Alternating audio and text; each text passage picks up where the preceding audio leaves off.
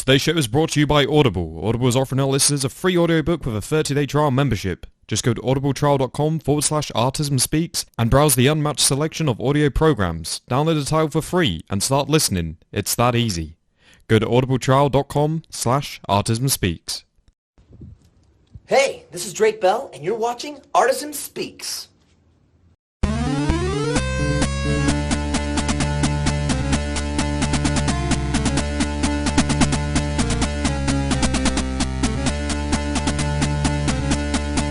Hey everybody, and welcome to this week's show. This week we have a very, very special guest. We have with us Kevin Manthei.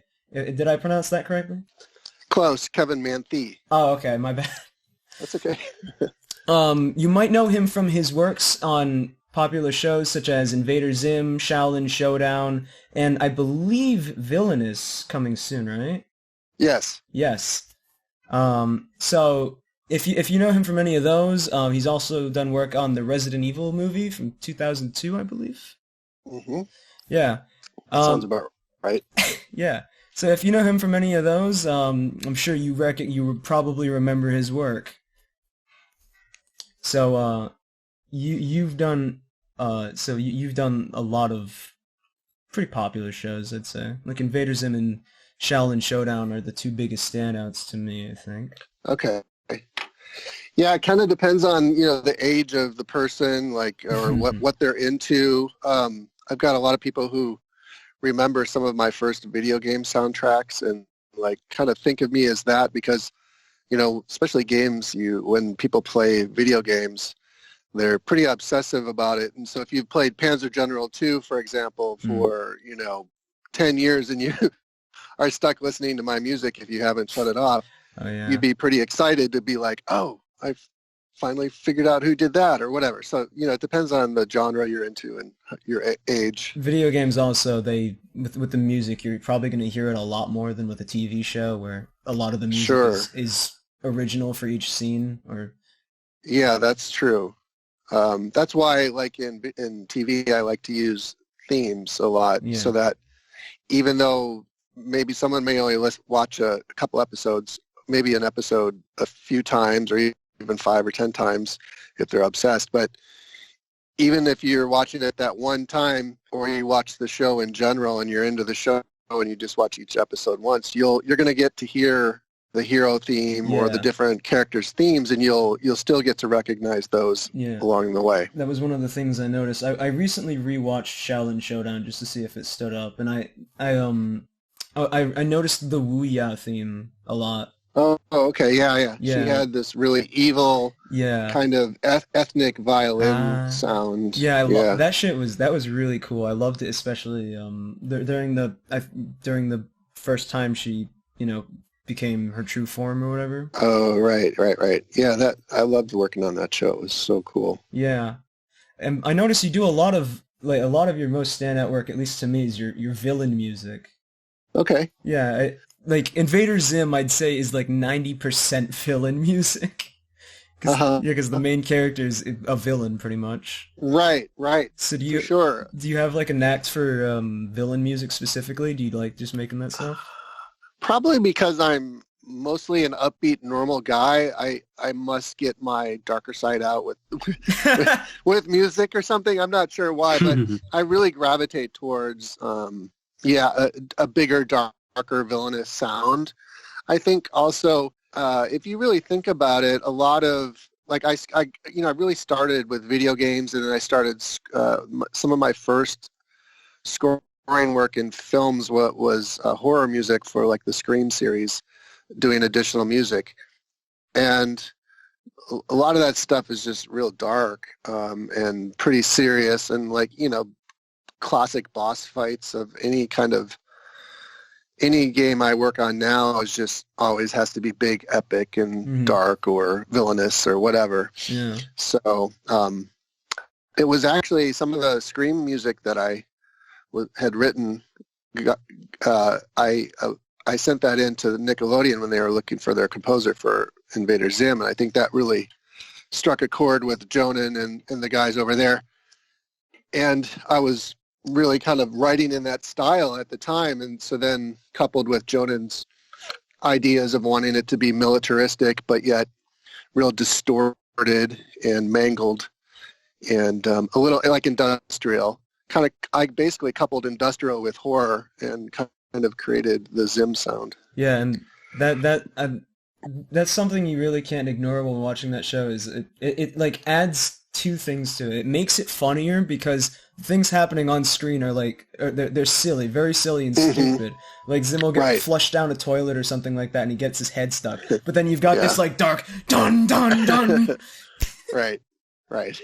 Yeah. So when Jonan and I were discussing music, like, he didn't want music that was cartoony. So basically we approach things in two ways. One was the humor is achieved through just such unbelievably epic, serious music. Yeah. Or it was achieved with unbelievably stupid, happy, over the top, cheerful, like in a crazily cheerful music. So like we did that episode with that kid. Keith. Yeah, maybe. Keith. That's the one, and he gets his eyes pulled out. Right. So like we just went super silly, which was so much fun, or just unbelievably, cinematically dark. Mm-hmm. There's one sequence I specifically remember where Zim is in this like giant robot that's meant to be invisible, but you can still see him, and you've got this music as he's walking down the street waiting in traffic because someone in front of him won't go, and you've got the dun-dun-dun-dun-dun-dun-dun-dun. That's funny. Yeah, I gotta watch that show again. Oh yeah. Well, you're working on, or you've maybe already done the music for the new one. Haven't started yet, but we're as of the date now, we're getting very close. All right. Yeah. So I haven't literally signed my name on the dotted line, but basically we're just finalizing things. So it's looking pretty good. So how do you usually, you've worked in the three big things that would use a soundtrack: video games, movies, and television. Right. What are the major differences between the three? Well, the big difference between video games and television and film is that, like you said, video game music is repetitive, and it also doesn't hit things as specifically. So when I'm writing music for a video game, I'm writing music for a level, or I'm hitting an attitude or a feeling that we want the player to convey. I'm adding music, like if it's a Star Trek thing, I'm adding music that makes you feel maybe like you're a hero, or that you can conquer these people. Or if you're a Star Trek player but you're in an alien planet, then we might want the player to feel uneasy. So I'll write like a piece that's more that has the vibe of the alien planet. But I can't specifically hit every single thing, every action that the player is doing. So we hit more of a mood, and then you still can do some interactive things with video games, whereas let's say once you walk into the boss's lair or something like that, it'll jump to a new track, which is the boss track written specifically for that level. So you write specific, but you can't write the actions because you obviously don't know the actions. But in, like, let's say Spider-Man that I work on for Disney XD and Marvel, the Spider-Man animated series, if I'm scoring a fight, obviously I can put little rips and hits and on every single punch, every single roll, every time someone falls down, the music can hit that and then get quieter for dialogue and then come back up. So it's very it's interactive, but not in the sense of it's always changing. It's interactive in the sense that it's being scored to. So that's why you call it film scoring, TV scoring, because you're actually scoring to the specifics of the scene. I don't know. Yeah, and then I'm sorry. No, I didn't mean to. Oh, I was just going to say the difference between TV and cinema. I think at least like I do a lot of TV animation, and I think TV animation, even when it's dramatic and tries to be more adult. It's still animation, so you tend to write a little more broad, which means you write a little bit bigger. You write a little more, like if it's a, well, let's just say it's an emotional scene. You might go a little further. You might make it a little more emotional than you would if it was the live action Avengers movie, because a lot of times you're having to help the animation feel more real and feel more alive. You know, a lot of the animation can be a little flat, so the music can really help it come alive more. But a lot of times when you're doing cinema or live action, you're really feeding off of the performance of the actors, and when the actors are really doing a great job, you really don't have to do as much. And if you do too much, then it'll feel like it's over the top, and it'll feel wrong. So that's the difference of those two. How often I don't know if it, like, how often is it your choice whether or not like a scene is silent, or do you get a direction from the directors just like no music here? Yeah, that's a great question. It really depends on the producer that I'm working with and like how long I've been working on a project. When I first start, and also it's kind of a joke, but it's mostly true for animation. Animation tends to be wall-to-wall music. Wall-to-wall means just music starts in the very beginning of the episode and basically goes to the end with nothing in between but music. Very rare silences. So on Spider-Man, I just get general notes from the producer. We don't watch it together. And so what ends up happening on Spider-Man, because he's not telling me where, he does tell me certain spots to get out every so often. So I'll get out there. But if someone doesn't tell me to get out, I generally will stay in with music the whole time. But then on Ben 10, that I'm scoring for Cartoon Network, I have about an hour. We end up, sometimes we're chatting, but we end up talking for 45 minutes to an hour. And me and the producer, we watch the show together. We're actually, I don't go to the meetings. We just do it over the phone. So he's got his video, I got my video, and we just kind of watch it together, start and stop a lot.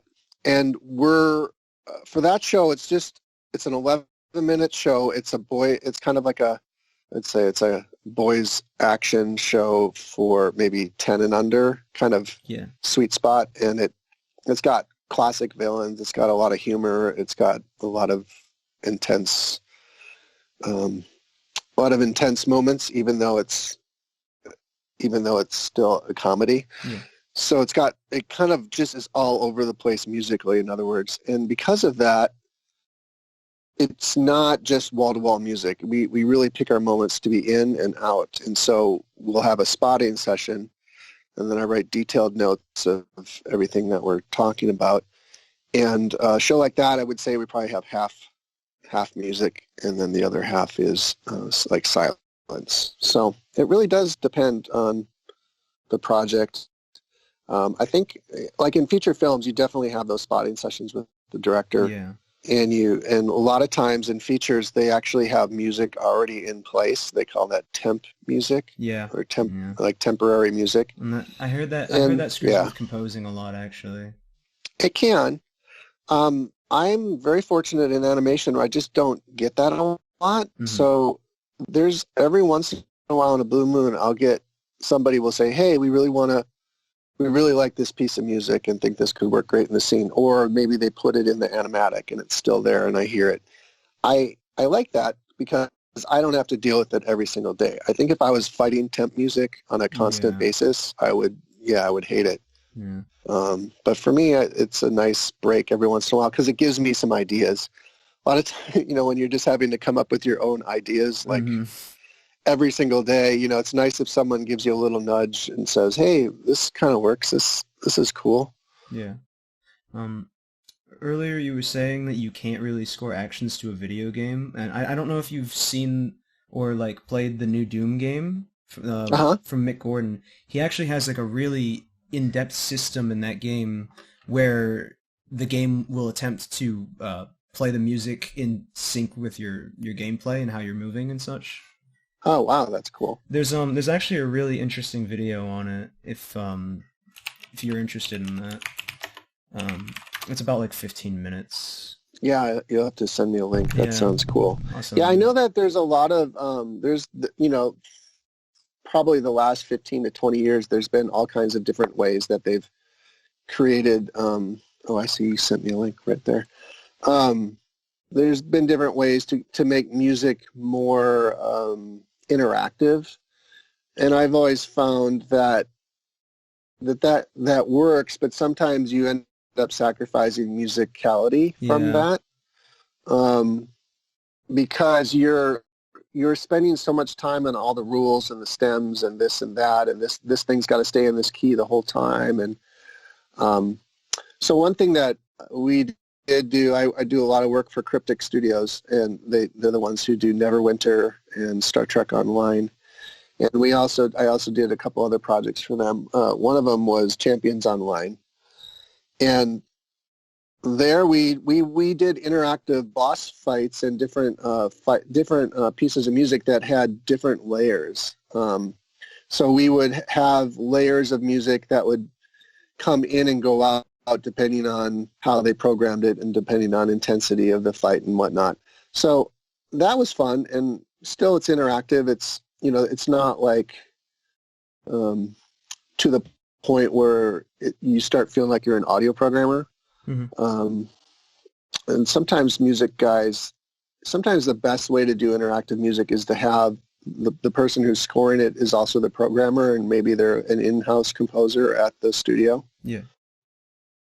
Because it is a lot of extra work. It's a lot. It's very intensive. But I'm excited to check that out. I know that the industry is ever changing and always adding new ways of approaching things. Yeah, I do understand what you mean though. There could be a sacrifice. Like a song usually has a natural beat build up, and if it's trying to keep up with a player who's probably just going to be running and going through as fast as humanly possible, then you might lose that natural build up if you have to sync it. Yeah, there's all kinds of interesting questions that come up, like okay, so now we can do all these things. We can hit this, we can hit that, but how do we make it feel natural? Yeah. And that kind of thing. So if you can solve those problems, I think it could be. A lot of people could be cool. A lot of people really praised Doom 2016 soundtrack. So whatever they did, it probably worked out. Yeah, he's super talented. So I'm sure it's awesome. Mick Gordon, good guy. So what was So, what is the project's, I don't know if I want to say favorite, but, the projects that allowed you the most, creative freedom and fun, the most fun to work on? I really enjoyed the last couple of modules that I've been working on for Neverwinter. Mm-hmm. One of them just came out. I'm drawing a blank on the name, but it was basically in Eastern Europe. It was like a vampire module. Mm-hmm. So for me, it was really fun because I was able to really go deep into a lot of ethnic instruments, and go into sort of this vampire Eastern European kind of vibe. Yeah. That was super fun. And then the other one I did a couple, I think it was last summer for Neverwinter. That one was the world of Chult, C-H-U-L-T. Okay. And that one just took place in a jungle. So it was really super intense jungle music. And again, they're just kind of just letting me sort of do my thing. So on that one, I had some percussion sessions I performed most of it myself with just really intense hand percussion and manipulated sound sources that just gave it a lot of intensity. I think sometimes it's not really the project per se, but just more what do I get to try differently on this, mm-hmm. or what weird thing can I try this time? But yeah, I mean, as far as there's certain projects that always will be real special to me just because they were the first, or they just the being able to work on music for that particular thing was just so amazing. Like I think Invader Zim for sure comes to mind just because it was the first animated show I worked on, and like everyone was so excited and passionate about the project, and then Jonan just was like really into music, so he made it a lot of fun. And really pushed me too. Was Zim like a really good foot in the door for you then? Well, it was a foot in the door for animation. I was already really well known in the game industry there, and then I had been doing additional music on some feature stuff. But it was really like my first taste of scoring for animation, which I found out, I had no idea, but I found out that I was really, really good at, and that I really, really liked it. Yeah, so that's definitely a special one for me. So then how specifically did you get your foot in the door into like games and TV, or games, TV, and movies then? Sure. Well, not to go too far back, but like when I was born, I'm just kidding. So I was always into music and writing, creating moods on the piano. And I tried being in a couple bands when I was in high school. I never really liked dealing with other people and being told what to play. I like to just figure out myself what I wanted to do. I quickly started building my own studio, like when late in the high school, and auditioned for piano at the University of Minnesota for theory and composition degree. So that was my main instrument. And studied music there for 4 years, and continually kept adding to my studio, started sequencing on Mac SE computers. I mean, I had a 20 megabyte hard drive on my Mac SE. I thought that was awesome. And started using actually the same sequencer I use now. I use Digital Performer, and that it wasn't digital then, because Digital Performer, basically a stereo track is about 10 megabytes per minute, so I would have been able to store maybe 1 minute of audio on a Mac SE, assuming that they had audio interfaces back then. So I just amassed a pretty nice studio, and I was writing music all the time, just in like whatever style hit me. When I'd sit on the piano, my music would be a lot more proper and normal sounding, I guess. I was less experimental on the piano. It sounded more like kind of new age music, just real flowing and pretty. And then when I would get on my synthesizers in my studio, it would be very experimental, just whatever styles of music I was interested in at the time. And I think I was just had a lot of exuberant joy of just like, wow, I get to create music. This is so awesome. And so it just sort of was like a painter with a fresh canvas, just, throwing every color they can possibly onto it, because it's just so awesome. So I always wanted to express my music through the telling of emotion. And that just kind of led me, obviously, to cinematic scoring. The University of Southern California, USC, here in sunny Southern California, has a degree, a certificate program, kind of a graduate level certificate program for scoring for motion pictures and television. And I applied to that, came out and met the director, who was Buddy Baker at the time, and who actually worked with Walt Disney and was a staff composer at Disney. So I got accepted to that program, moved out here, did the program, and then after that, and just learned so much. It was amazing. And after that, then just started the hard work of, getting my own jobs, and started working for the composers that also went to school for me, or with me. Fellow classmates, started working with them on their projects, helping them out. Mm-hmm. And we were all kind of helping each other out, and, slowly amassing credits here and there. And I think my first big break was I scored... The Indian in the Cupboard? Yeah, that's right. The Indian in the cupboard. Somebody's been reading or looking. No, IMDb, man. Yeah, IMDb. Yeah, that was my first project, and I probably one of, like you were saying, like what's one of your most favorite projects? That one, I mean, I still can remember myself sequencing like the different harp arpeggios and just having so much fun writing that music.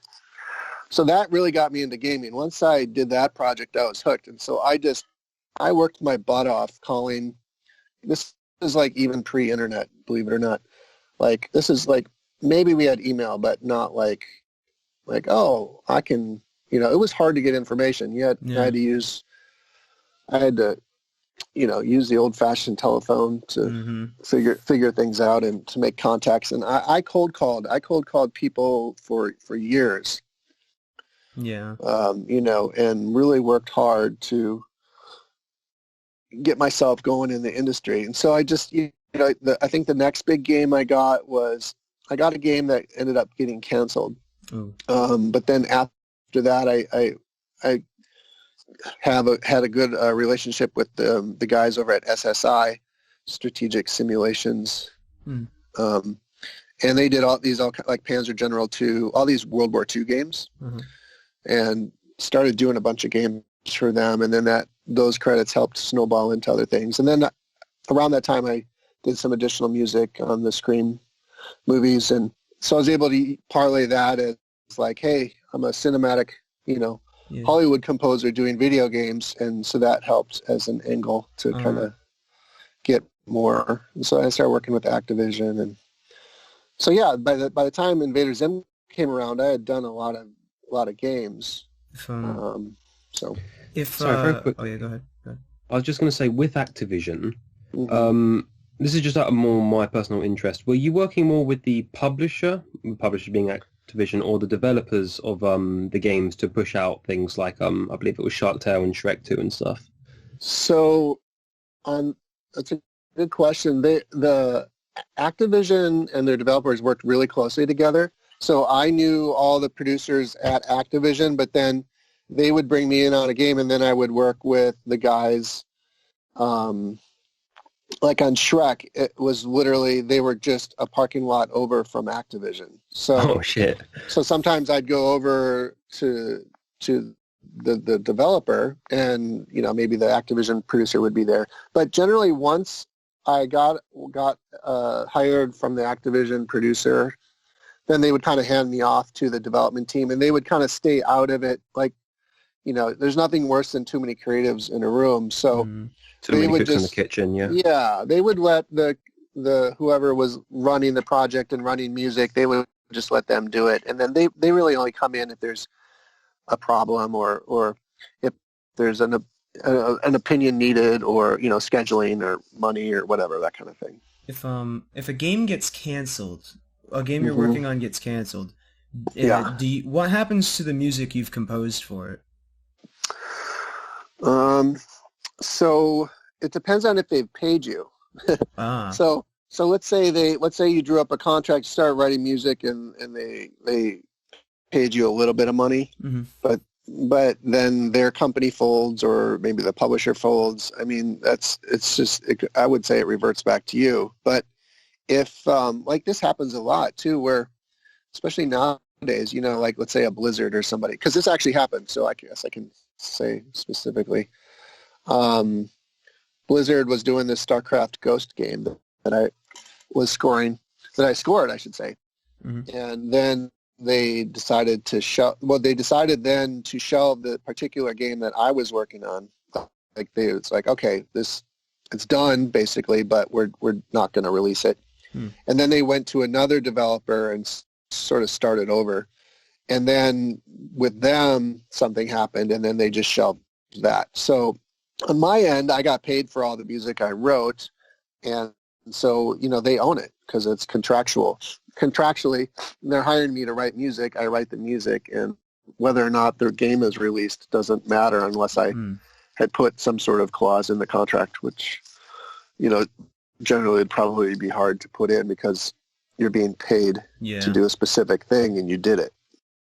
So in But it must be, how is it nowadays? Because I know now, like, back in the early 2000s, games and movies and such, their soundtracks were very rarely, like, sold extra, but nowadays, pretty much every piece of media that comes out, you can find the soundtrack somewhere. Mm. So, like, how does that work out with you now? Do you get, like, some royalties with it, or? So I haven't really had, for whatever reason, like, let's say the Nile or the cryptic stuff that I've been working on. I've written so many minutes of music, we would probably have to have multiple CDs. Mm-hmm. But there's got to be enough interest at the company sort of to do that. And it's like, I can ask or I can plead, but sometimes, so it hasn't really happened for me. Where I've had some soundtracks recently. But back in the 2000s, I actually I was able to pencil in agreements with Activision and some other different companies to self-release my own soundtracks. Yeah. So I think I've got like 6 or 7 that I've done that with. But sort of with that self-publicizing or self-publishing,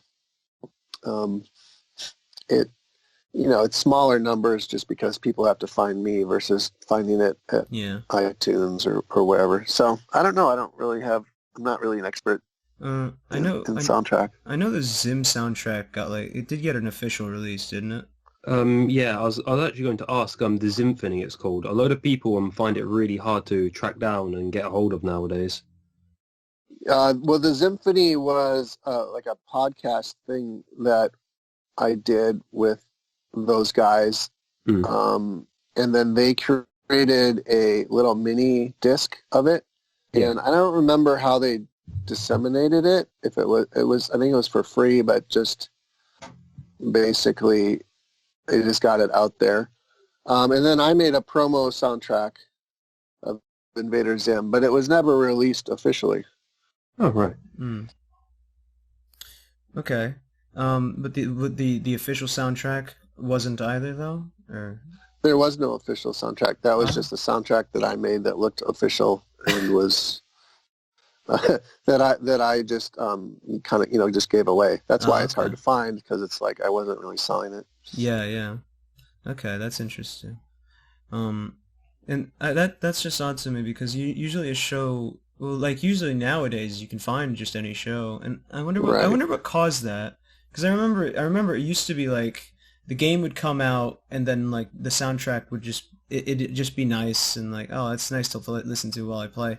But no, it was never really a big demand for the soundtrack outside of it. Right. Now it seems like you can find pretty much any soundtrack.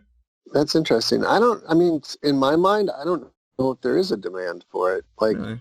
I know that it's easier to release things now just digital. Yeah. But it's a little bit more still of a boutique-y thing. Like, I may be wrong. I'm just not getting a sense of huge demand out there in the world for video game soundtracks, but maybe there is. Well, I know there's like there's a bunch of playlists. Like if you go on YouTube, people always rip this stuff. Actually, it was the reason I was curious about the soundtrack is because like I go on YouTube and I see like all of the Invader Zim songs like from the show just uploaded there. And so that's why I thought there was like an official release. That's where he ripped it from. Right. Yeah, they're taking it from my CD. Oh, okay. Oh, that makes sense. Yeah. So. Right. Yeah. People are just doing it. Yeah. How do you feel about that stuff? Because yeah, I kind of waver. Honestly, I waver a little bit. Like, it's nice to go back and forth. It's nice that there's stuff there and that it's good for the fans, and it really kind of depends on whoever is the copyright holder, how seriously they want to hold on to their stuff. I know that, for example, a lot of companies don't allow their full episodes of their shows to, that they have things in place to stop that from happening. seems like music is a little less like that. But yeah, I think it's kind of like, I like the fact that people like it, and if there's not a way to legally get it, and it's just a way for fans to enjoy the music, I think it's cool. If there's a legal way to get it, or there's a way to purchase it, and people choose not to, then that's you're not really supporting the artist. Yeah. But then again, it's also like, well, is this just something that people just do every so often, or is this something like, like, oh, I don't ever have to pay for music because I always get it for free?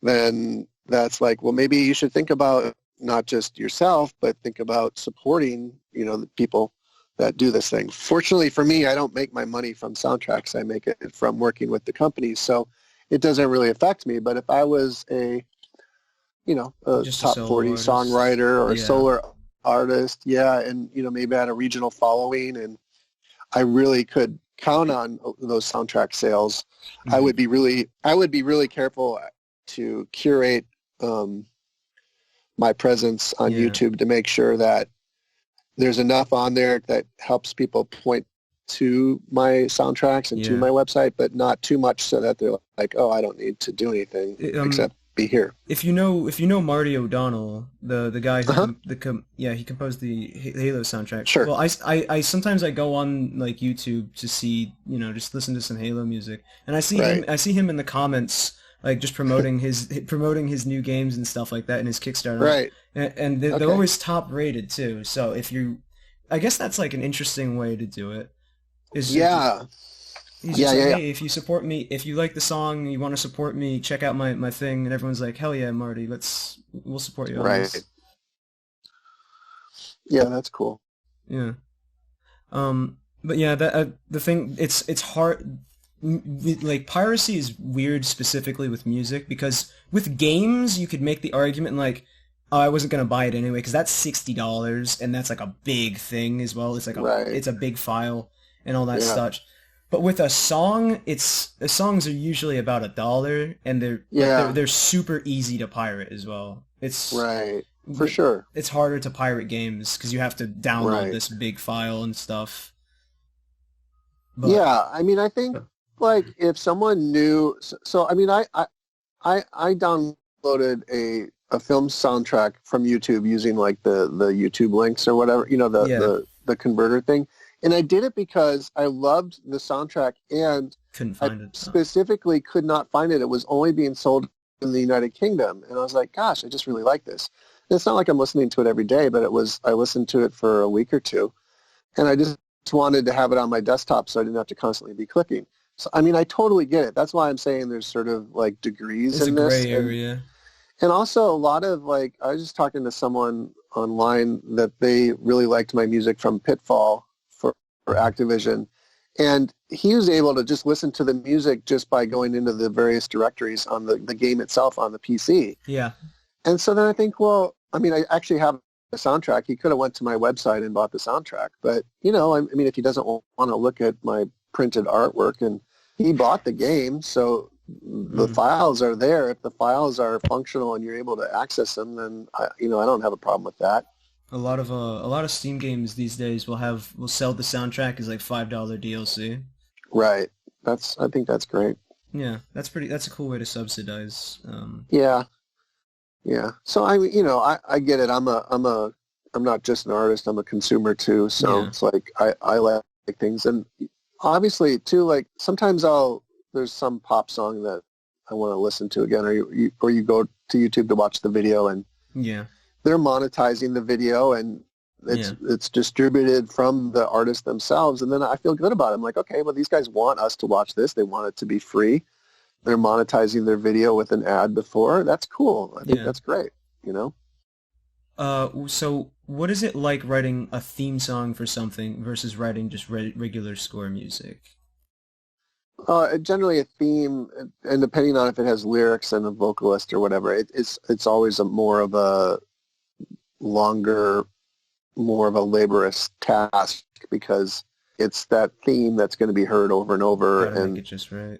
Yeah, like the theme that I did for Spider-Man, they've created the main titles. They're really short now. They're like 15 seconds. So I kind of wrote the theme to be something that would work really well as a hero theme for it to be inside of the animated show and to be able to utilize at different moments, and for it to also work, like it could be played slowly for more of a melancholy effect, or it could be played quickly and excitingly as a heroic kind of thing. Once I got that theme approved, then I just adapted it and made it work to hit everything for the main title. So sometimes it's not too hard. Other times, like I was thinking of the I scored the first season of Johnny Test. Yeah. That was originally Warner Brothers, and then that was you. Yeah, I did the first season. Yeah, so like the theme song, the first season's theme song, which was then replaced by Cookie Jar Entertainment because they wanted to get the royalties, probably. That was replaced, and they did a good job on the replacement. But the first one that I did, I actually wrote like 4 or 5 different full-on themes before we got to the last one. And then on the last one, I brought in a co-writer who was a guitarist, and we went over to the producer's and head writer's office, and we sat there with him because he was doing the lyrics. And so we sat with him and like just jammed out and basically came up with the whole song in like 20 minutes. And then we went back to the guitarist's house and we produced it together and kind of wrote it along with, the lyrics. That it was kind of fun. We all were like just sitting in a room, like almost like collaborating, and then we just produced it, and it ended up working. It was kind of like effortless, but getting to that spot where we were able to do this thing that was effortless required a lot of effort, because I went through a lot of ideas that didn't quite work and a lot of different reiterations of things. So it really can be a lot of work. So I've heard, like, on average, of course, TV shows have like a smaller budget than a movie or a game, and Zim, for example, has like a lot of orchestral pieces. So was that like an actual orchestra, or was that like done on the computer? Yeah, it's done on the computer. But a lot of times for effects and certain things, like I have some custom samples and libraries of my own that when you hear a certain orchestral sound or an effect, let's say it's like a creepy string that goes, it's kind of fluttering, or it's a rip, or it's like a aleatoric kind of sound. Some of those are like original sounds that I recorded with like myself playing strings or like an actual 30-piece string section. So sometimes there's custom samples in there. It's a bit of a mixture. And then not on Zim. Well, on Zim I actually did a lot of singing. Oh, really? Wait, well, so I don't know if you remember the choir the Meats of Evil. Do you remember Meats of Evil? The specific song name? Just the episode. Yeah, I think is that the one where he covered himself in meat? I can't remember. But you did a lot of singing? I did a lot of like singing or weird stuff with my voice, and then I remember one particular episode, Jonah wanted the sound of like a balloon. When you like have the air escape a balloon really slowly, it makes that terrible screeching noise. So we did like these custom samples of like balloons, and then like it was really cool because like of course you got the balloon at normal, let's say the middle of the keyboard, it sounds normal but creepy and weird, and then you can put reverb and effects. But then if you play that thing like 3 octaves lower, it's just like, ooh, it's like spooky and weird and kind of otherworldly and just not natural sounding. So we did stuff like that, and just always try to put something fresh, original on top, whether it's like we did a bunch of original electronic sounds that we like just kind of mangled knobs and recorded it all and then cut them up and sampled them into patches. How do you do a choir on the computer? Because I know there was a lot of choirs in that. Yeah.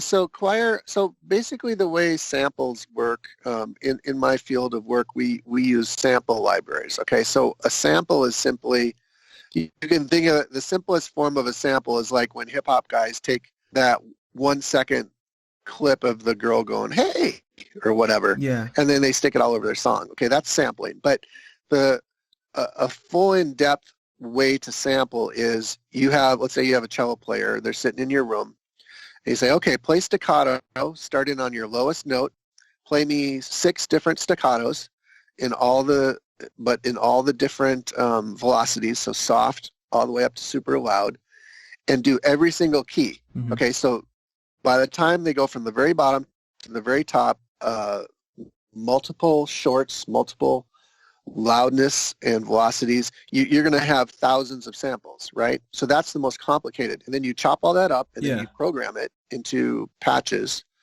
And I use a program called Contact, which is basically the industry standard sample playback, or sampler, they call it. So you take all these little pieces, sample libraries, spend all that time cutting it all up, programming it, hiring the musicians, recording it, and then they create specific sample libraries. Okay, so there's just crazy amounts of sample libraries out there by all these really cool upstart companies. It's really exploded, actually. So now I can go to a specific company and buy an entire orchestral library or an entire choir. Mm-hmm. And the choir patch then can be the choir doing a real group of people. We're sitting in an auditorium. They recorded them going staccatos, say ah, and they all sing ah, and they do the whole range, just like we were talking about. Mm-hmm. And then once that's all cut up and everything, then I load that patch up, and in a sense, I have a real choir, right? It's real, but it's not real. Like, it's sampled. So it's a sample library of a real choir of real people singing. But every time I press that A, maybe they only recorded them playing that A once or twice. So you can get that staccato shot. They call it like a machine gun effect, like because it's the exact same thing, right? So that's where then you get then it gets more complicated, because you're like, okay, well, they do this thing called round robins, where you have the choir record 10 A's. Time you press that A, it's cycling through the various 10, either randomly or in order. So then it sounds even more real, because it doesn't have that weird shotgun effect. Okay. So basically, for Zim, and this is like 17 years ago, so the samples I had then aren't as good as they are now, but I would load up a choir sample of a real choir singing the various long notes and short notes, and then I would just do my best to make it sound as real as possible. Okay. That's a long answer. Now, when you do work on like a big budget movie or something, and they have the real orchestra, what's that like? Right. Well, I've only done that. Like, I've recorded orchestra myself for Shiny Sacrifice video game back in the 2000s. And then I was part of, some of the feature work that I've done as an additional music composer. So like I was able to watch, just basically like, what day are you guys recording on Friday? I said, okay. So I just walk in on Friday and walk in, and there's like 100-piece orchestra sitting there, and they're about ready to record. So I didn't have to really worry too much about all the logistics of that. But basically, you do all the exact same steps as what I do now for a synthesized score. The difference is that now you've got this added layer of taking the synthesized score and turning it into a real score. And so that involves an orchestrator, someone to take your MIDI, turn it into notes on a page, and then you need copyists. You need a place you need an orchestra. You need a one of those studio. Little pointing sticks as well. You got to conduct it. You got to have players. You got to hire all the players. You got to have someone to mix the music after it's recorded. Mm-hmm. You have to take you have to decide, okay, from all the synthesizer stuff that I have, how much of this do I still want in the recording when we add the live? Because like Hans Zimmer and other people, they'll still keep a lot of their synthesized stuff in there. They create a hybrid sound of the samples plus the live orchestra, which gives it even bigger sound. So like the soundtracks you listen to when you go to movies these days, they they might sound like a 500-piece orchestra, and in a sense they are. If at the session they have the 50 strings play the same part 2 times, now you got 100 players, and then maybe you kept your samples in from the strings from when you were composing it. You got another, and that stuff is all crazy too, because if you have a sample of 50 players playing the key C, and then you play the C and the D, now you essentially have doubled how many people are playing it, because the computer patch doesn't know to subtract, doesn't know that now you're playing 2 notes or 3 notes or 10. Yeah. So like you literally have this sound of like hundreds and hundreds of people at your fingertips, and that big huge sound now is sort of the de facto sound. And if you go back and listen to older soundtracks, even ones that are revered, they just sound more real, obviously, because they are real, and they're less processed, they're less mixed, they sound smaller because they are. Okay.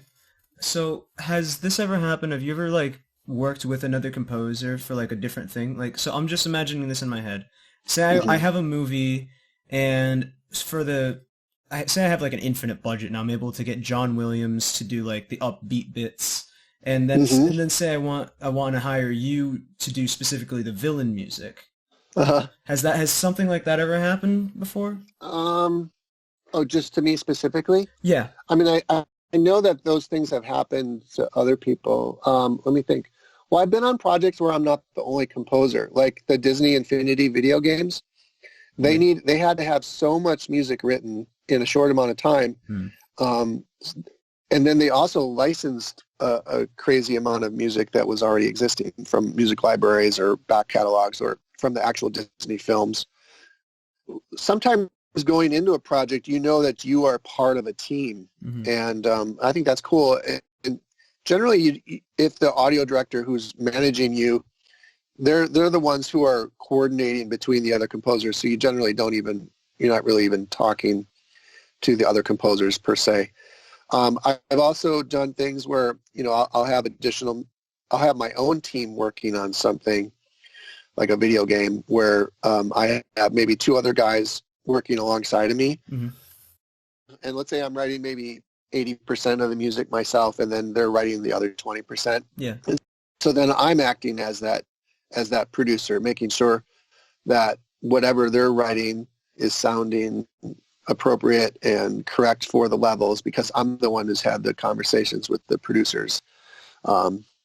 That's probably a little more common, is that the composer who's hired has a team and has a team in place, and then they coordinate with that team to make the whole project work. Okay. Are there any projects that you were close to getting on, or that you just wish you could have been a part of? Oh, sure. Lots of stuff. Like, I've come in second a lot of things. The one that's coming to mind is Dead Space, actually. Really? Oh, you could have been doing Dead Space? That would have been great. Yeah. Yeah, I was really close. Like, I was, my agent was going to be talking to the head music guy at EA, and then, I don't know, something happened, so. That's interesting, because I love Dead Space. I'm really interested to hear what you would have been able to do with that. The other one is one of the big Batman Arkham games. There's Night. Because it was the one done up in Canada. Canada has weird laws about like working on that stuff. Right? But it didn't have to do with that. It had to do with, like, they were talking to me, and then this other composer that had worked on worked on Batman movies for Warner Brothers Animation, and then he had 2. So they were talking to me and him, and then they ended up going with him on it. And I had created this whole full orchestra budget, and spent a lot of time and effort putting demo tracks together and stuff. But yeah, I mean, that happens. It's like it's always a big bummer, but then also at the the same time, you're kind of like, hey, man, I mean, it's like I was second. You don't get a prize for being in second place, but it's cool that you were like that close. You know, that means something that you were that close. Yeah, it does. Yeah, exactly. So, yeah, I get that. Yeah,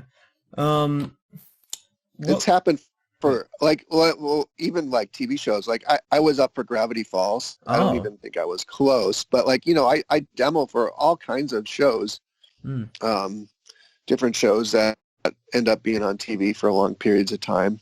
Yeah. So yeah. Do they ever like producers ever specifically go to you first, or do you always have to apply yourself? Well, like Alan, who's the creator of Alan Ituriel, who's the creator of Villainous. Mm-hmm. The Villainous is you mentioned it earlier, but Villainous is a bunch of shorts that Alan and these guys down in Mexico are creating for Latin America Cartoon Network, and I think it's been dubbed in English and Spanish, and then I don't know if it's aired yet in the United States on Cartoon Network, but I think it's on American following now, though. It's they've got huge following, and they've got huge amounts of plays on YouTube, and like just people seem super excited about it. Yeah, and it's got its own show coming now too, as well, like a full show. Oh yeah. Yeah. Of course you would know that. Yeah.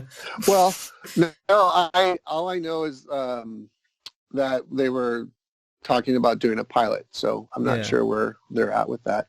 Okay. But yeah, so we've done a bunch of shorts. But anyways, he contacted me because he was a big fan of my music for Invader Zim and other projects. So it happens.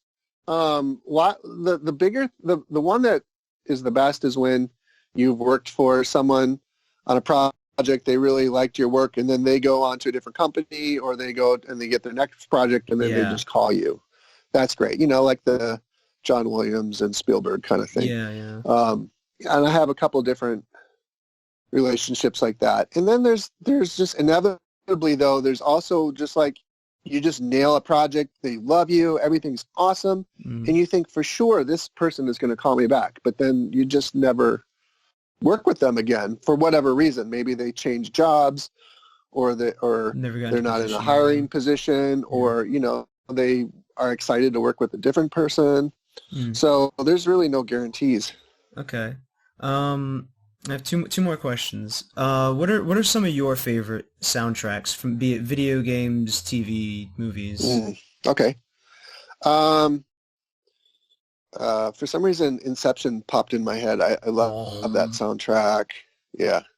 Like I'm a huge fan of Hans Zimmer and just the things that he's able to do, how he works with his team, and how I've read interviews, just he's where he is because he's so talented, but he also because he works his butt off. He's such a hard worker, and always trying to find new sounds as he moves on. And the proof of that is like, what was the one with the organ the big pipe organ that he did where they go up in space? Oh, go up in space. I know it. It's like, it was another fucking Christopher Nolan movie. It was right, yeah, and everyone's shouting at me right now. I think it started with another I, right? Max, do you know what it is?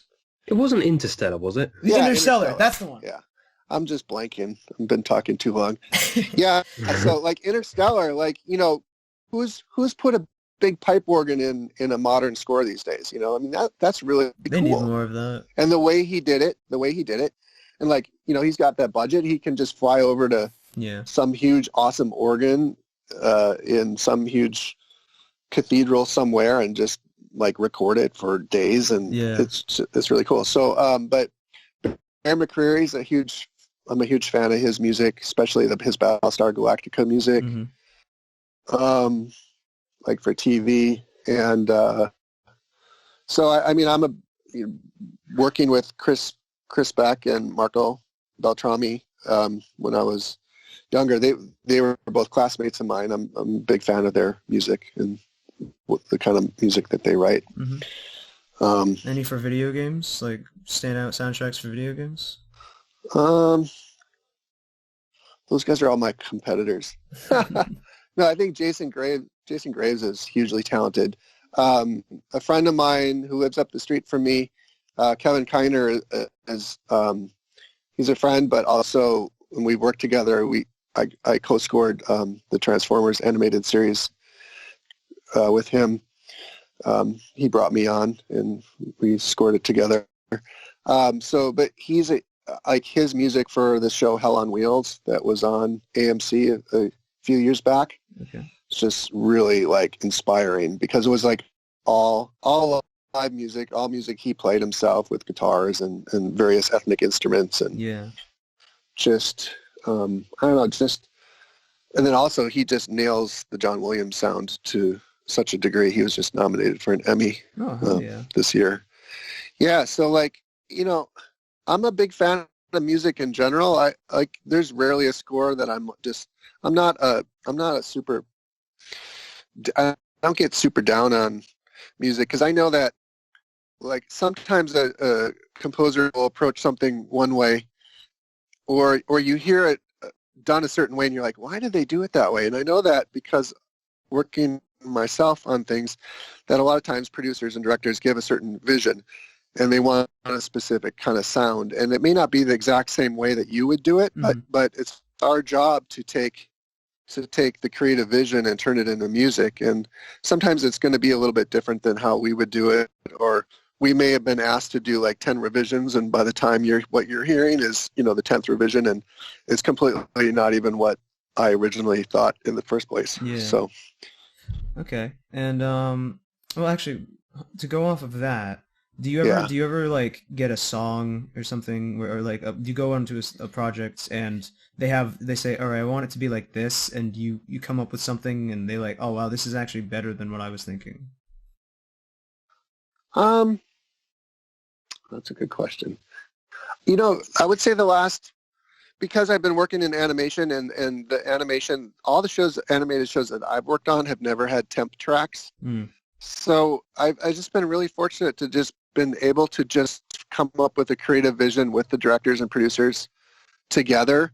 Like for example, I scored this show Generator Rex for Cartoon Network, and it had a really heavy duty punk rock score that their idea and inspiration was like, we want to have a punk rock score. So I took that and I ran with it, and they were really open to my vision of how I would create a punk rock score, you know, like a hybrid sound of orchestra with the guitars and everything. And we threw in heavy metal in there and all kinds of crazy stuff. So it was like super fun, punky rock, action, orchestral, and they were open to that. And then also in the video games, it just seems like people, they always have like a creative vision or a direction generally, but I've been really fortunate to work with people who are just really open to taking their creative vision and then running with it. Okay. And last question. If you had any advice to give to someone who was trying to get into music in terms of like building a portfolio, getting credits, like, what would you say to those people? Well, you have to have a good foundation of, you need to know how to play an instrument, in my opinion, and understand music theory, understand how to compose, and understand technology, be able to use technology. You have to be a good business person, being able to interact with people, being good and understanding business in general, and then just communication, marketing, how to market yourself, how to communicate what you think clearly. And then it's just like, the networking is where it happens, is whether if you're a student at a school and you put up a flyer and start scoring people's student films. That was one of the stories I never really told, but one of the reasons I ended up scoring Invader Zim was because the girl who I scored, the very first student film I ever scored, she was working for one of the producers at Nickelodeon, and they asked her to look up video game music composers. And because I had made a name for myself already in video games, my name came up. But then she saw my name, and she remembered me. Okay. She remembered me scoring her film for free when we were students. And, you know, I'm sure I didn't do a super awesome job on that film, but, you know, I made enough of an impression that that helped lead through my own hard work, that sort of cool little story with when you're ready. In other words, like those kind of things will happen, but you have to be ready to jump on them. Mm-hmm. And you have to have the skill set in order to make those things happen once those little breaks happen. So if I hadn't scored her student film, maybe I wouldn't even be talking to you right now. Yeah. Do you know what I mean? Yeah. Like my career really would have took a complete different direction. So you just got to be out there, not afraid to talk to people, not afraid to try and to put yourself out there and to talk to people and to write music for free in the beginning, or might write music for less. You know, you always got to get something out of it. If it's not money, it's got to be for the experience or for your portfolio or for your resume. You're always doing something for a reason.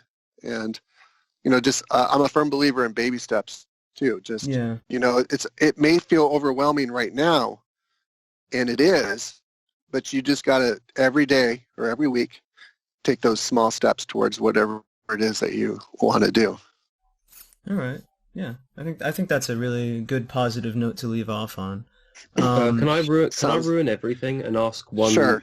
Because there's one thing I've really wanted to ask, but there's been no good segue for it this whole time. All right. Okay. Like, really sorry.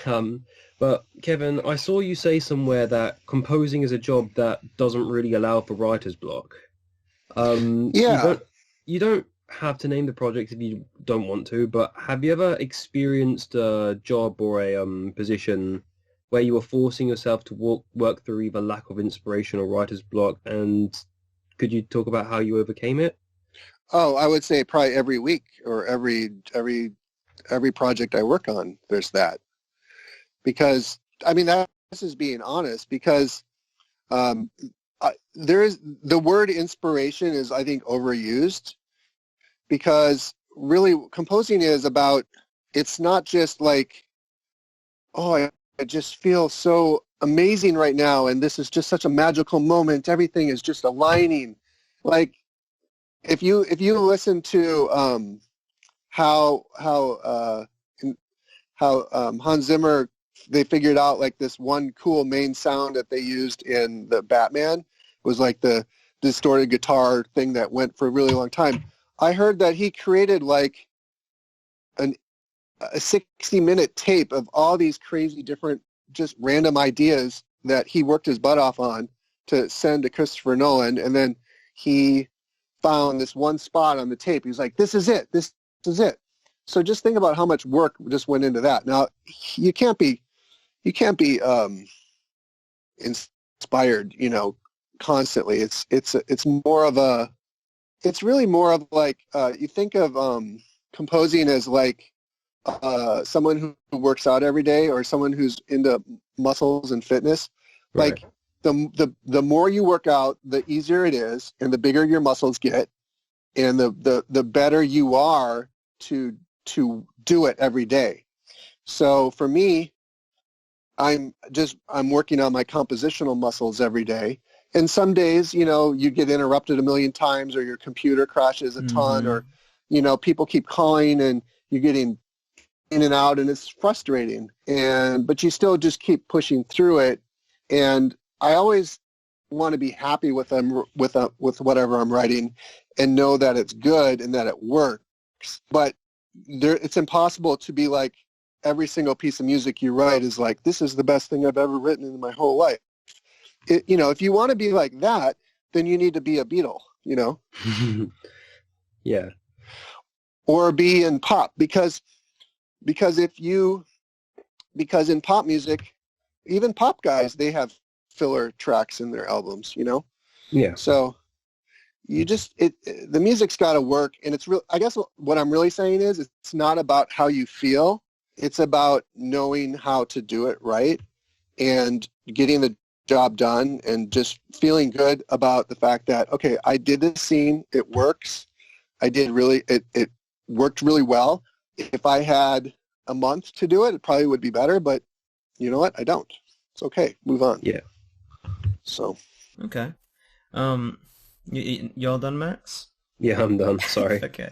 No, it's not. That's a really good question. I like it a lot because there's sort of this mystical thing out there of like, that this is just like the perfect job every single day, and that it's like I'm in the clouds with the harp, and you got to be grateful because you have the best job ever. You're doing your dream job and all that.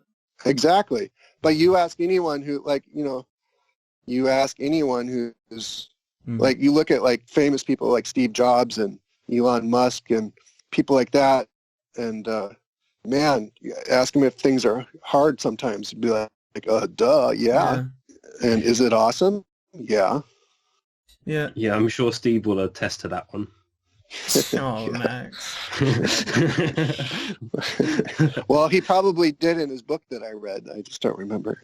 Yeah. That he wrote, I mean. Yeah. All right, Max. Thanks a lot. All right, no worries. Thanks, Kevin. All right. Thanks so much for coming. Is there anything you want to plug, or Oh, I don't know. I mean, I'm on Instagram, Kevin Manthei Music. It's Manthei. Same with Facebook, Kevin Manthei Music. Not really anything to plug. Just if anybody's listened to this far along, thank you very much. I really appreciate it, and am humbled by it. We're humbled for having you come on. It's really awesome.